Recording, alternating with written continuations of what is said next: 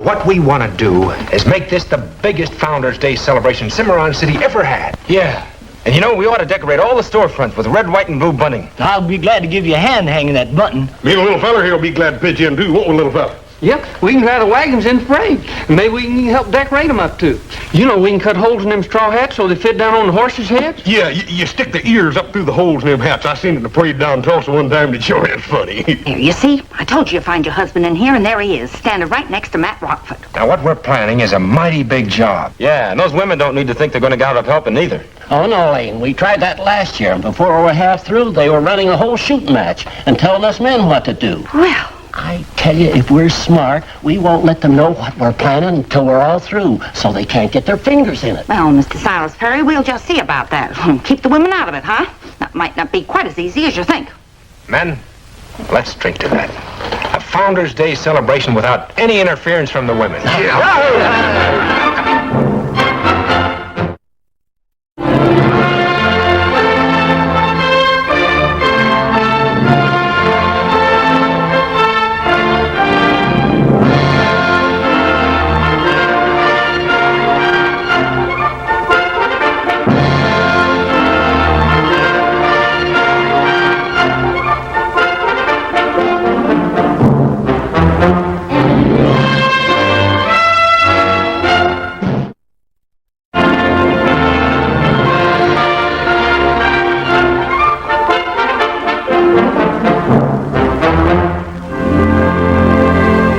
I said to myself, the women play just as important a part in the founding of Cimarron City as the men did, and there's no reason in the world why we shouldn't play just as important a part in the Founders Day ceremonies as the men. After all, a lot of us were here on that very day 25 years ago now, isn't that right? That's right. So, last Sunday at church, I talked to Beth Purcell about it, and she came up with a wonderful idea, and she's going to tell you all about it. Thank you, Al. When I was in high school, which wasn't quite as many years ago as some of you ladies might like to think, we did a graduation play. I still have that play. I thought we might put it on at the town hall on the night of the Founders Day pageant. That would be fun. With our citizens right here in Cimarron playing the various parts. It's a ghost story called The Christmas Carol. But, Beth, this is July. Wouldn't it seem kind of funny to be having a Christmas play in July on Founders Day? I thought of that, Ida, but there isn't time to get another one. Besides, I didn't think you ladies would object if your husbands were instilled with a little of the Christmas spirit ahead of time. The poor unsuspecting men will probably think it's foul play. Oh, but I'm all for it. Well, with only 2 weeks left, we've got to pick people we know we can rely on to play the parts. So I have made a list. Oh, if there are any parts for a little boy, my son Avery can play it. Avery? Well, there is a part for a little boy, but I thought it would be better if we held tryouts, readings, for the best part. Your son is as welcome as any Ida to try out. Now, for the adult parts, I have some very definite ideas.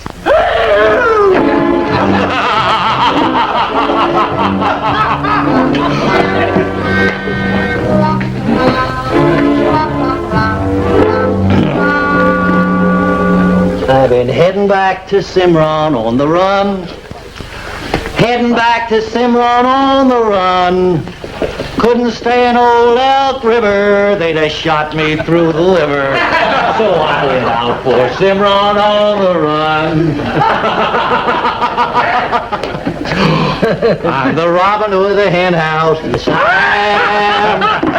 Robin Hood of the hen house. Yes, I am. From a rich man I stole chickens for money to raise the dickens. For a mighty poor man whose name is Wickham. That's me.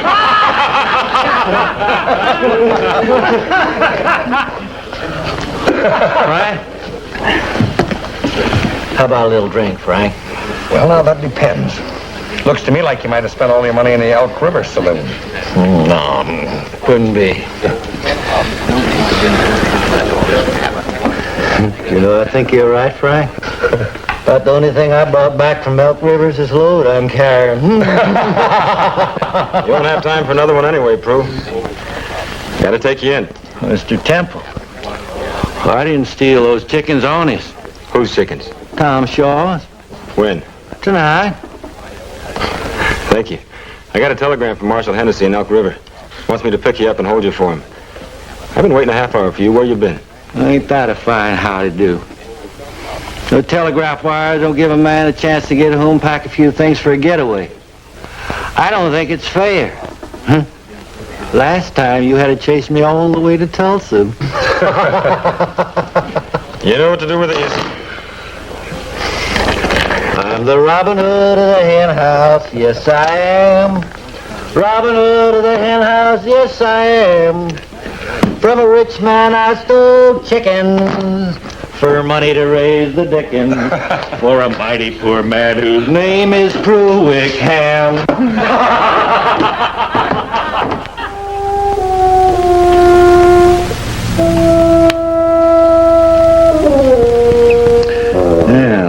Let me see. Oh, yeah.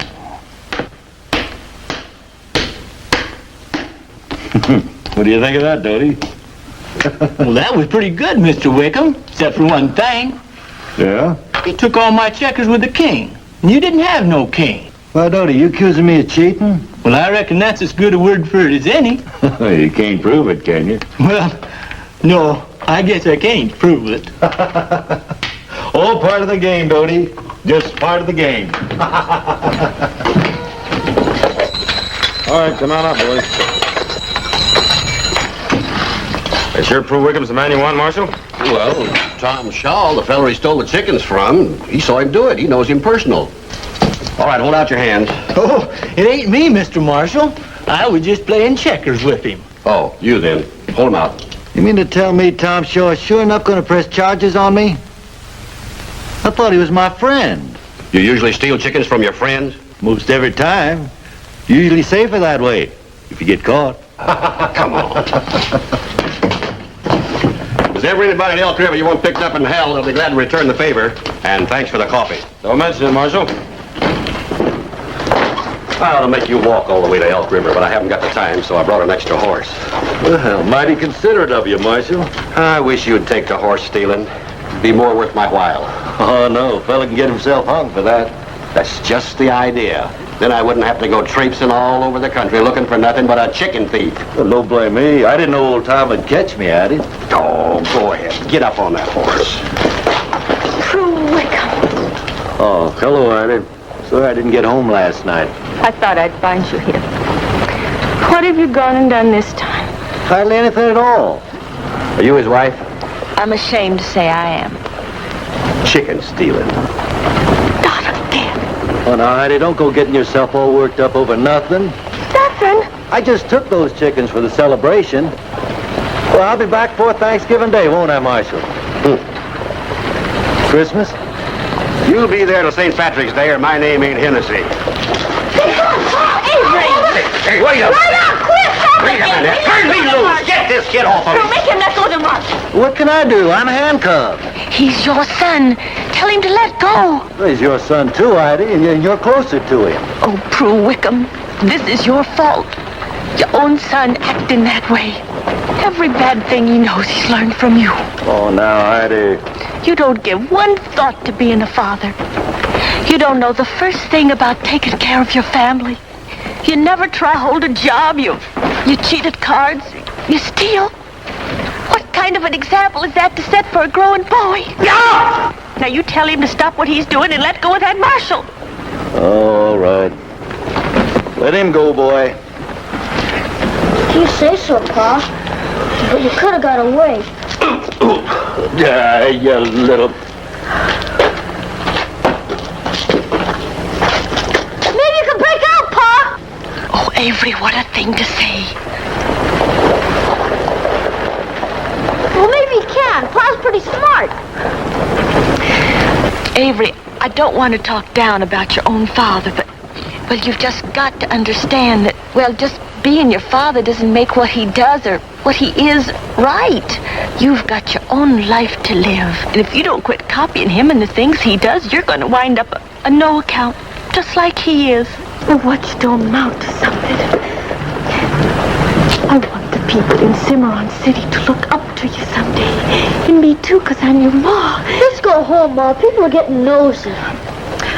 Little wonder the boy is the way he is with a jailbird father. And she wanted him to be in a play about Christmas. Huh?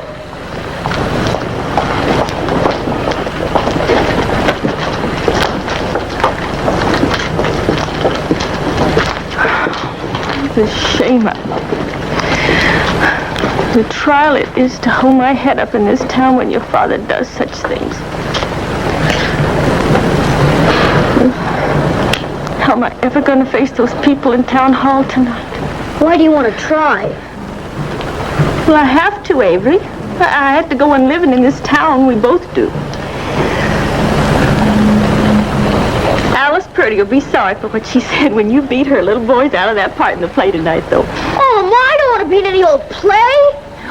Avery, you're going to try out for that part, and you're going to win it. You are not going to be like your father. You're going to make me proud of you if it kills you. Oh, now, Ma, don't go getting yourself all worked up over nothing. Oh, Avery. Oh, God.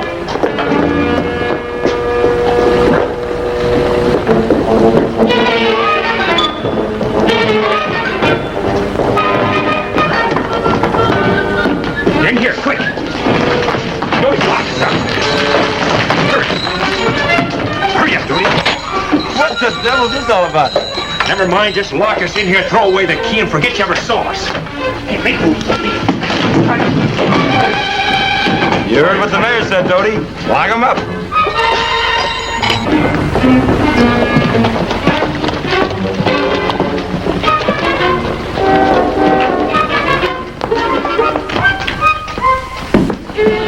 I'll find them if it takes me all day. Looking for someone, Beth? I most certainly am, and I'm sure they ran in here. Who? Tony Bunninger, Matt Rockford, and Jesse Williams. They go out the back door? No. No one's been out the back door, Beth. But you did see them. Who? Lane Temple, if you're covering up for that. I'll tell you the truth, Beth. Outside of Marshall Hennessy from Elk River coming to pick up Prue Wickham. And those bums in there, of course. There hasn't been anybody in or out all day. Is he telling me the truth, Doty? I reckon he's about as close to the truth as he can get, Miss Beth. Well, anyway, you two didn't try to run away from me. I wanted to see you anyway.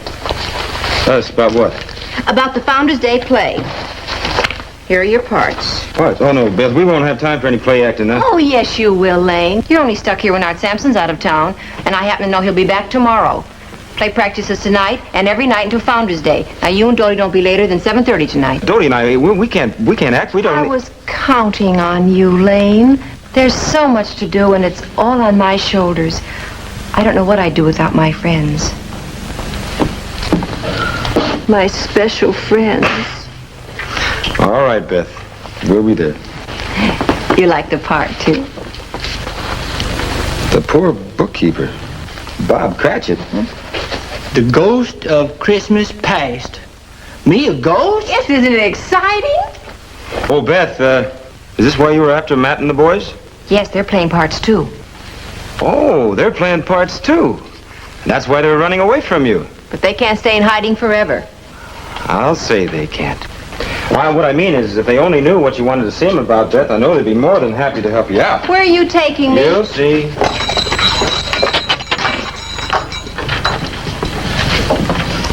Come on, Beth. It's all right. Yes, sir.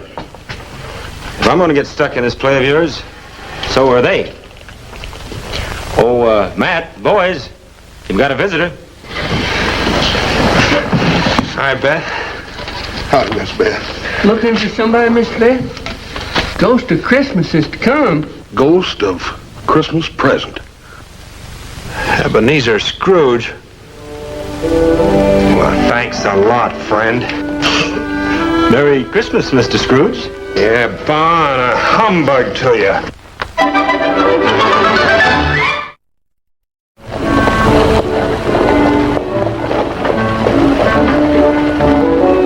Thank you, Father, for carrying me home on your back. I am sorry that I cannot walk as fast as you with my crutch. Do you know what I was thinking while we sat in church today? I was hoping the people would see me and sing that I am a cripple. It would be pleasant for them to... Whatever made you do a thing like that? I was getting even with him. He's the one that arrested Pa. Christmas Day, the one who made lame beggars walk and blind men see. Merry Christmas, Father. Merry Christmas, Mother. And God bless us, everyone.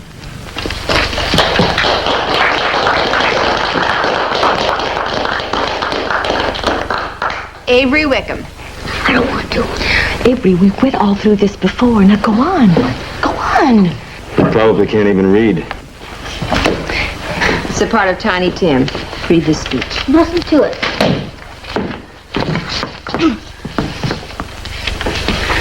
Thank you, Father, for carrying me home on your back. I am sorry that I cannot walk as fast as you with my crutch. Do you know what I was thinking while we sat in church today? Ain't that enough, Ma? Do I have to read any more of this sissy stuff? Oh, Avery. Avery, Tiny Tim was a courageous little boy with nothing but love in his heart. Instead of pitying himself because he was lame, he only hoped that his misfortune would act as a guide to other people and remind them of the one who taught peace and goodwill toward men. This isn't sissy stuff, Avery. It's the spirit of Christmas. Next thing you'll be telling me there's a Santa Claus. Besides, it ain't near time for Christmas yet.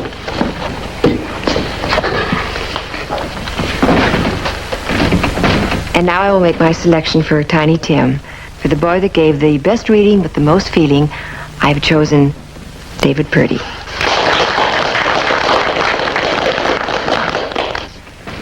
I want to thank you, mothers and children, for coming. And I would like to say now that I'm going to give a prize after the play for the person that gives the best all-round performance. And I'm going to be asking some of you mothers to act as judges. To you who have parts, I would like you to stay for our first rehearsal. And to the others, thank you and good night.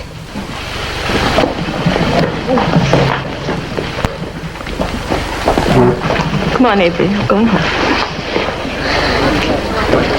Ida. I'm sorry Avery didn't get the part. Avery, would you wait for your mother at the front door, please? Avery reads very well, Ida. It was just his attitude that made it impossible for me to consider him for a sympathetic role like Tiny Tim. Oh, Beth, I was so hoping he'd behave himself. But he gets more like his father every day. I thought if he could have done the part, it'd do him so much good. Taking part in a community function might have made him see things differently and realize what fun it could be. And maybe he could learn to cooperate with other people instead of always going against them like Prudence. Beth, I'm just at the end of my rope. I've tried so hard and it's just no use, I guess. I just don't know where to turn for help now. Ida, maybe we can help. I think it would be good for Avery if he were with men like Matt Rockford and Lane Temple. Well, you mean he can have the part after all? Well, I could hardly do that, Ida, but he might act as understudy. What's that? Well, he would learn all the lines and everything, and then if something did happen to David, why, he'd be here to take his place. Oh, I see.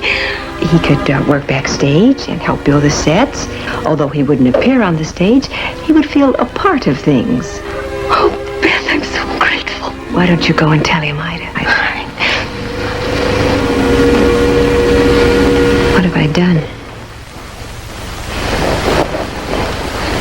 Alice, you'll take care of my star performer, won't you? Oh, hardly ever had a sick day in his life outside of chickenpox, measles, croup, and the mumps, and he had laryngitis once and couldn't talk for a month. Oh, I see what you mean about taking care of him. Wouldn't it be funny if he lost his voice now and couldn't do the play? You scream. Keep him out of drafts for the next 2 weeks, Alice. Oh, Beth. I thought you were a friend of mine. A special friend. I am. Why? Oh, not anymore. Not if you're going to inflict that little Wickham monster on me. You know, it's just as illegal for a deputy sheriff to commit murder as anybody else. I know he's a little hostile sometimes, Lane, but I'm depending on you and Matt to help him. Not me. Why, Lane, you're not afraid of him. What can a little 8-year-old boy do to you, a grown-up man? Oh, let me tell you. Beth, I had a talk with Avery, and he said he'd be tickled to death to help out on the show. Oh, I'm so pleased. He feels it would be an uncommonly fine opportunity. He's had a change of attitude. I'm so proud of him. Excuse me, Matt. I'll use this as Scrooge's desk, right here. And this chair will be Bob Cratchit's desk here. Now, we'll need a stove and a coal bucket.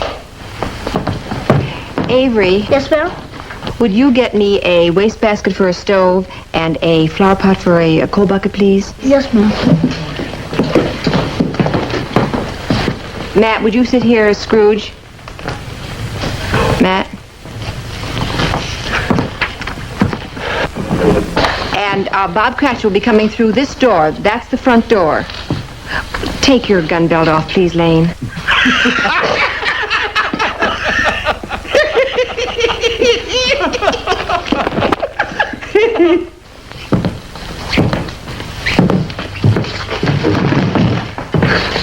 Oh, please, this is serious. Sorry, Beth.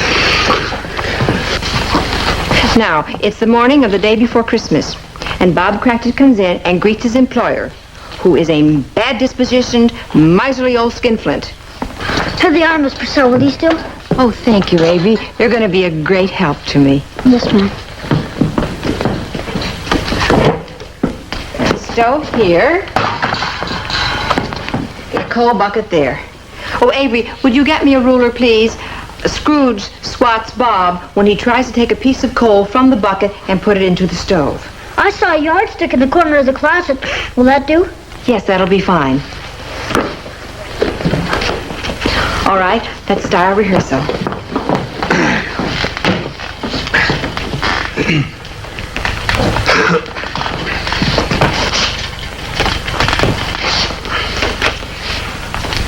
Merry Christmas, Mr. Scrooge. Bah humbug. Christmas a humbug, Mr. Scrooge?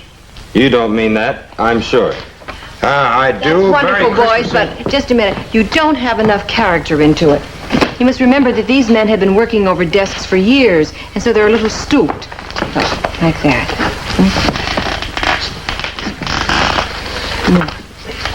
That's it. And Matt, try to make your voice sound a little old and crotchety like that.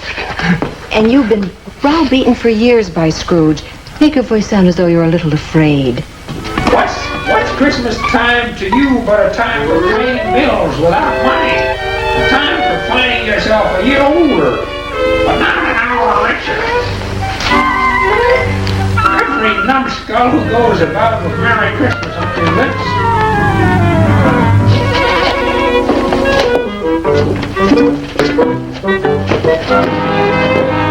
Here's your ruler, Mr. Rockford. Thank you, Avery. Yes, sir. From the beginning.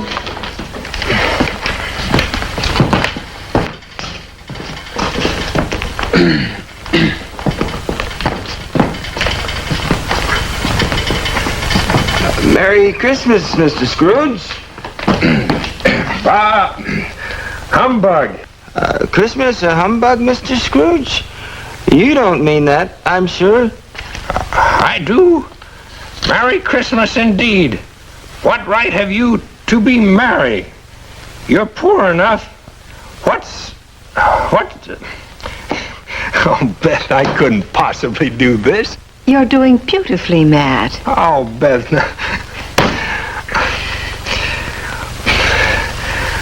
What's Christmas time to you but a time for paying bills without money? A time for finding yourself a year older, but not an hour richer. Every numbskull who goes about with Merry Christmas on his lips should be buried with his own pudding. I mean, boiled with his own pudding, and buried with a stick of holly through his heart. He should. He should. He should. Keep Christmas in your own way, and let me keep it in mind. It is a good performance, isn't it, Avery? No, I just think old man Scrooge has the right idea.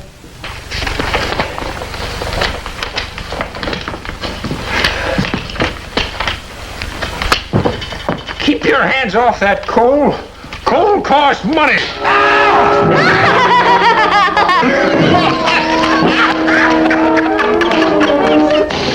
There's a pin in here. How did that get there? I wonder.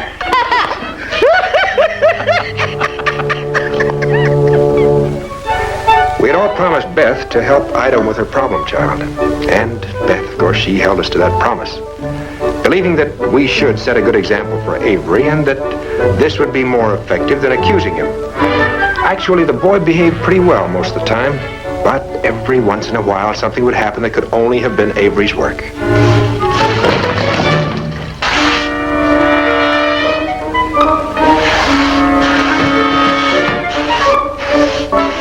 In spite of Avery's suspected activities, rehearsals continued night after night.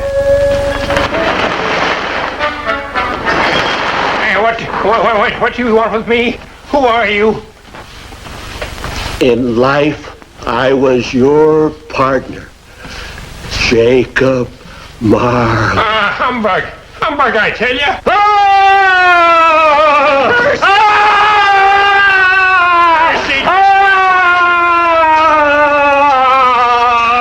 Oh, mercy, mercy, dreadful apparition. Why do you trouble me? I wear the chain I forged in life. I made 'em link by link and yard by yard. Don't tell me, I know it. I'm here tonight to warn you that you have yet a chance and hope of escaping my fate. You will be haunted by 3 spirits. No. Look to see me no more.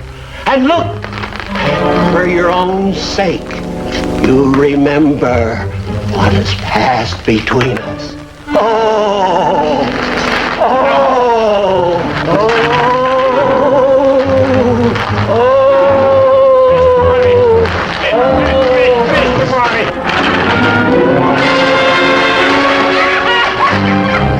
It wasn't likely that Silas's chain got hooked on that nail all by itself. But we couldn't prove that either. If Avery wasn't responsible for all the strange accidents that kept occurring right up to the night of dress rehearsal, well, then there were a lot more ghosts at work than those that appeared to Scrooge. I am the ghost of Christmas.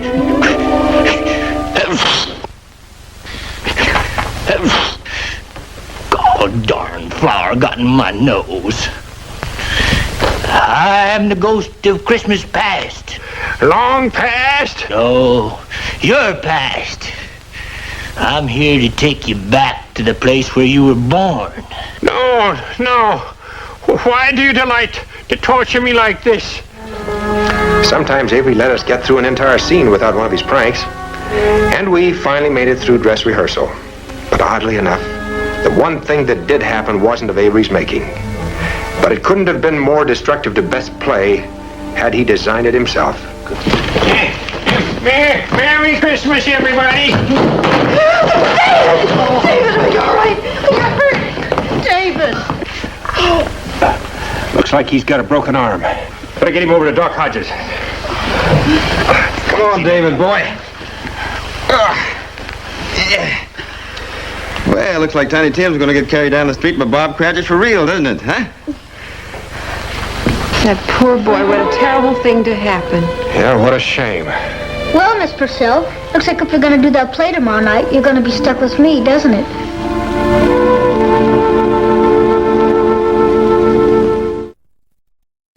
Thank you, Father, for carrying me home on your back. I'm sorry that I cannot walk as fast as you with my crutch. Do you know what I was thinking while we sat in church today?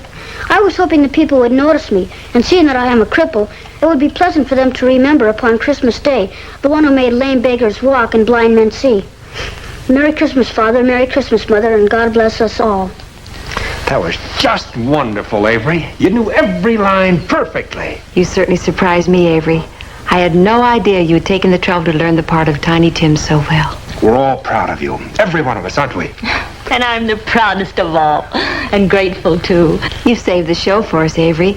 Without you to go on for David tomorrow night, we simply couldn't put it on. Really? Of course. There isn't time for someone else to learn all those speeches. Gee, that's too bad, Miss Purcell. About not being able to get someone else, I mean. Because I'm afraid I can't make it. What did you say? I said I can't do the play tomorrow night. Avery, of course you can. You will.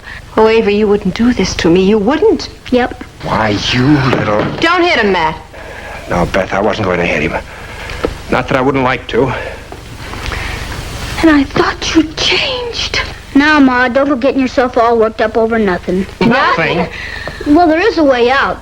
I'll do the play tomorrow night if Pa's here to watch me. Your pa's in jail. That's where he belongs, and that's where he's going to stay. Mr. Rockford and Mr. Temple could get him out, I bet. You wouldn't stop at anything, would you, Avery? Not even blackmail. My pa's in jail, and I'll do anything to get him out. Matt, you could do it. Let him force me into such a thing? Not on your life. Oh, Matt, you know how much this play means to me, how much it means to everyone. Beth, you can use any tactics you want, but I'm not going to Elk River. And that's definite.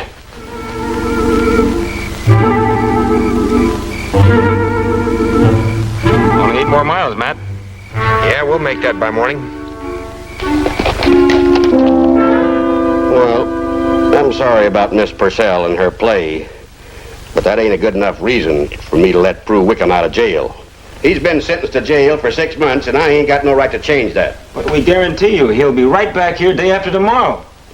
After all, Matt is the mayor, and I'm deputy sheriff. You can sure trust us. Oh, I can trust you all right, but I can't trust Wickham. He's pretty crafty. Marshal Hennessy, you know, this is much more important than Beth Purcell's play. The whole town is celebrating tomorrow. It's Founder's Day, and there are going to be an awful lot of disappointed people if that play doesn't go on. And it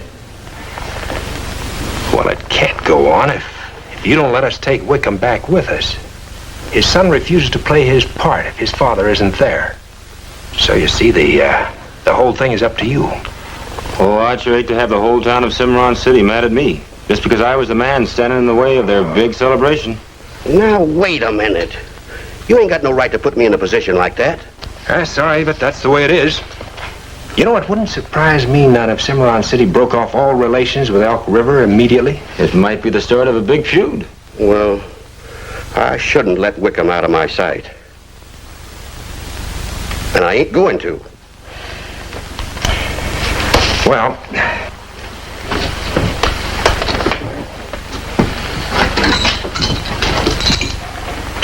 is that your final decision? Yep. That's why I'm going with you. Hey, Mr. Rockford, what do you think of that kid of mine? He's got the mayor, the marshal, and the deputy sheriff are doing exactly what he tells them to, and he ain't even 9 yet.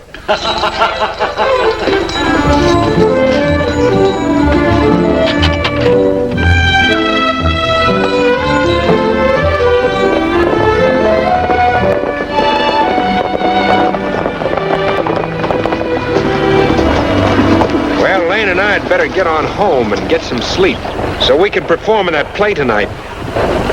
You can keep an eye on him by yourself, can't you? I'll stick closer to him than a calf to a cow. Don't worry. By the way, Prue, don't try to take advantage of this situation to get away. Your life won't be worth a nickel. Mr. Rockford, you got me all wrong. I appreciate what you're doing for me. I wouldn't break my word to you. Just see that you're at that play tonight. Reckon to go over to my place now? You go ahead and lead the way, and I'll be right behind you. And don't forget, I've got a gun. Yes, sir.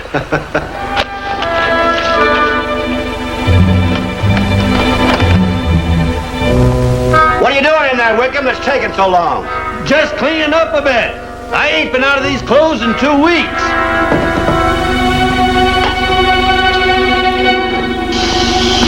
I told you two to keep your voices down. Avery's still asleep. He needs his rest for the play tonight. It's hard work. It takes a lot out of a boy. Prue Wickham, just what do you think you're doing? Packing my belongings, Ida. This might be my last chance to make my escape. Now, you go in that living room, keep that marshal busy. Make him some coffee, fix him breakfast, talk to him. Anything so I can get out the window, get on that horse and ride out of here. Well, you ain't never struck me before. I should have.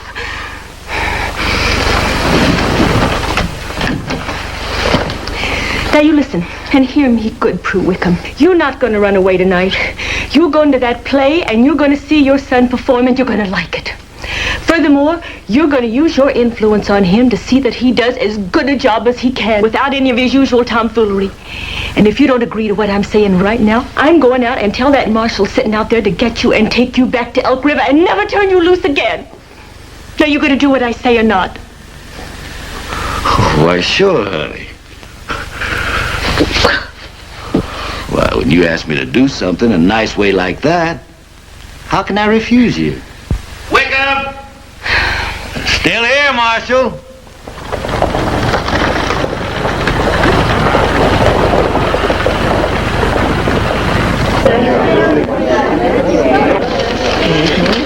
Beth, have you seen my copy of the play? Good evening. No, I haven't, Alice. Good evening. But you better find it. Good evening. You'll never be able to prompt actors backstage without it. Good evening. I'm a little worried about Jesse Williams. He hasn't said his speeches right yet. Maybe I left it backstage. Good evening.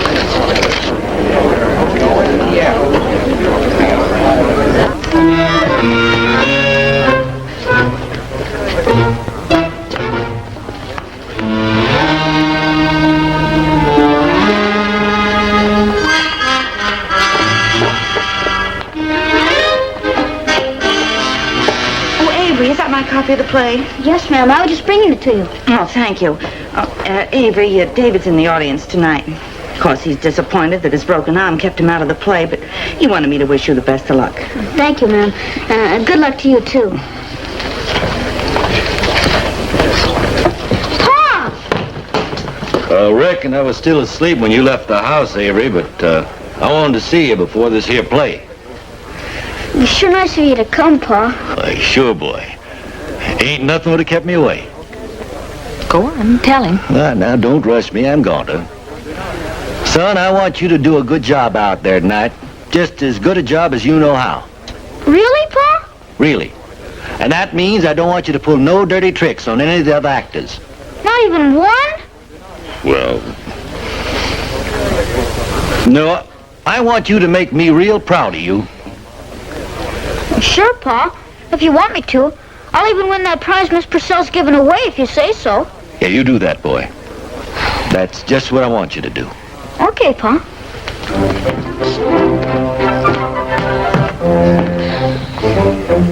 Right behind you, Wickham. I'm always right behind you. You never know what your kindness means to me, Mr. Hennessy.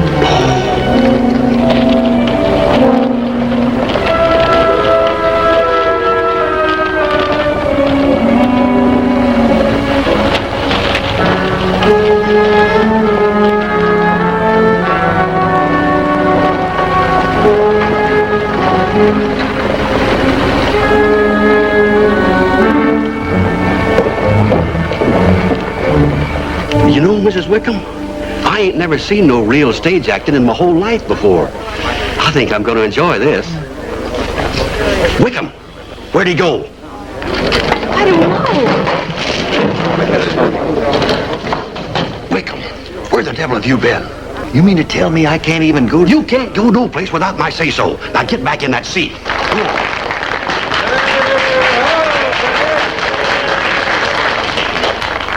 Good evening, ladies and gentlemen. I hope you all had a wonderful time at the Founders Day pageant and parade. But no matter how tired you are, we will not tolerate any of you falling asleep during the performance. The snoring might keep the actors awake. Now here's our play, A Christmas Carol by Charles Dickens.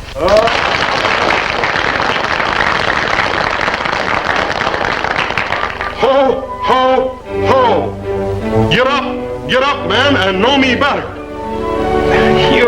You are the second spirit Marley promised me, aren't you? Ho, ho, ho! I am the ghost of Christmas present.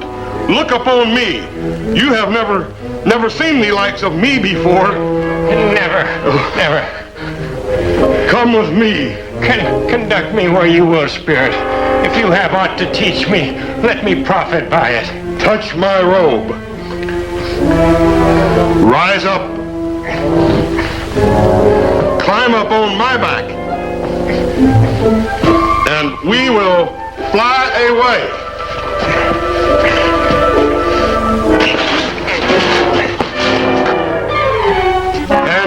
And we will fly away. It's Mel. It's Mel.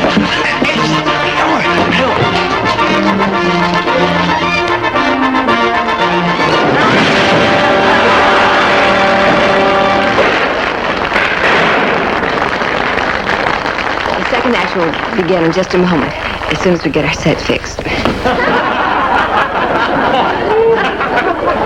Well, who are you? I said, who are you? Well, who are you? I forget. I'm the ghost of Christmas to come.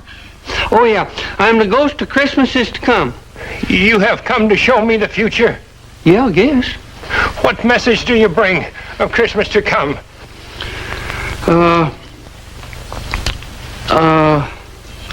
Every numbskull who goes around with Merry Christmas on his lips should be boiled with his own pudding. Every numbskull who goes around with Merry Christmas on his own lips should be boiling his own pudding. That ain't right. Where are we going? Where are you going to take me? I'm sorry that I cannot walk as fast as you with my crutch. Oh, no! I'm sorry that I cannot walk as fast as you with my crutch. Oh, no. I don't care how we get there. I don't care how we get there, so long as you take me to my poor bookkeeper, Bob Cratchit, so I can see what future holds for him and his family. What's that? I'll skip on down, Jesse. Tell me no more. Show me no more, for I have learned my lesson. I feel a surge of happiness in my soul. I'm as light as a feather. I'm as happy as an angel and merry as a schoolboy. Merry Christmas, everybody. Happy New Year.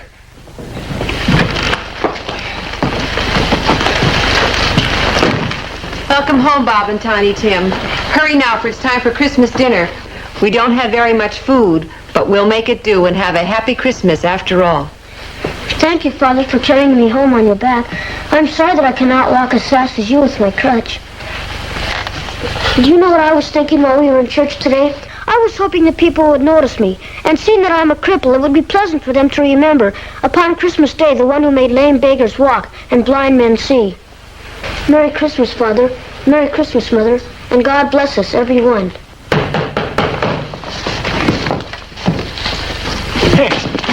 Merry Christmas. Merry Christmas, Bob. Merry Christmas, Mrs. Cratchit. And you too, Tiny Tim. Merry Christmas. I brought you a turkey for Christmas dinner. Biggest turkey I could find in the whole town. I only ask that you let me stay and share it with you.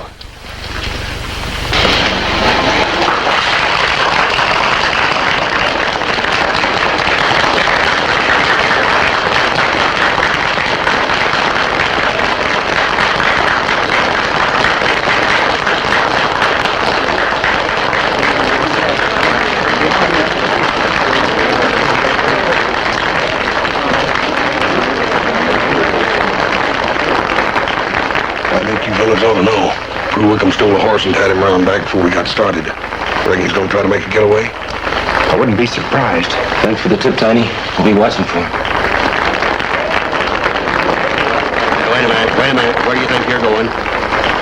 Backstage to see my boy, if it's all right. You sit right where you are. There'll be plenty of time for that while the party's going on after the play.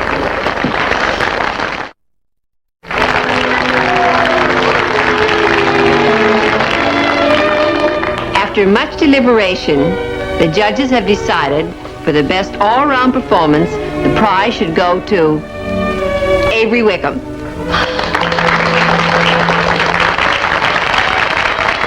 Come on out, Avery.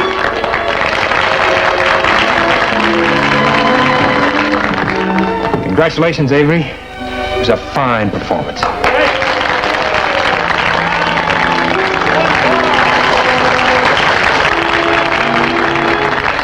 Take over, Matt.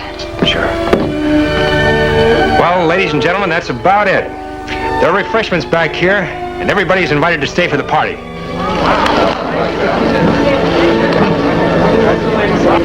I did it all, Miss Purcell. Everything that happened was my fault. The pin and the ruler, the paint bucket Mr. Rockford got his foot in. I hooked Mr. Perry's chain over the nail so he'd pull the flat over. I know, Avery, but it's all over now. I was even glad when David fell off the stage and broke his arm. I'm sorry, Miss Purcell. Mother said I was supposed to tell you congratulations. I'm sorry you broke your arm, David. You were the one that was supposed to play Tiny Tim in the first place, so you should get the prize. What's the matter? Don't you want it? I want you to have one. Gee, thanks a lot, Avery. You can come over to my house and play with them anytime you want to. I'm proud of you, Avery. Oh, now, if that isn't just about the nicest thing I ever saw a little boy do. And Avery, when you come over to see David and play with the puppy, I think it'd be very nice if you'd bring your mother with you and we could have a nice long chat.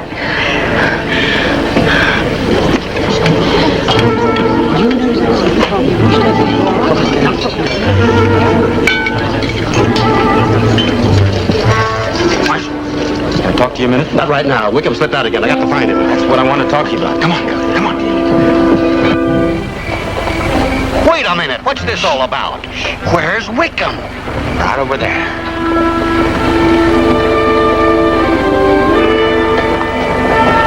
He's getting away. We've got to stop him. Oh, he isn't. He's going to. I see him steal that horse and put it around behind the town hall building so he could make his getaway while we was at the party. Looks like he's having a change of mind. He's tying that horse up again.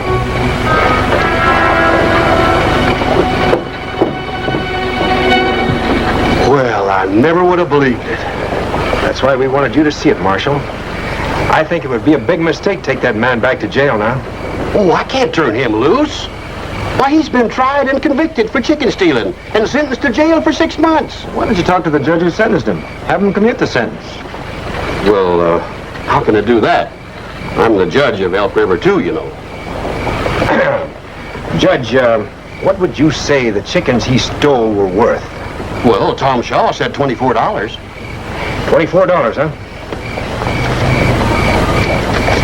10, 22, 4. There you are. I guess old Tom will be satisfied with that. Sure.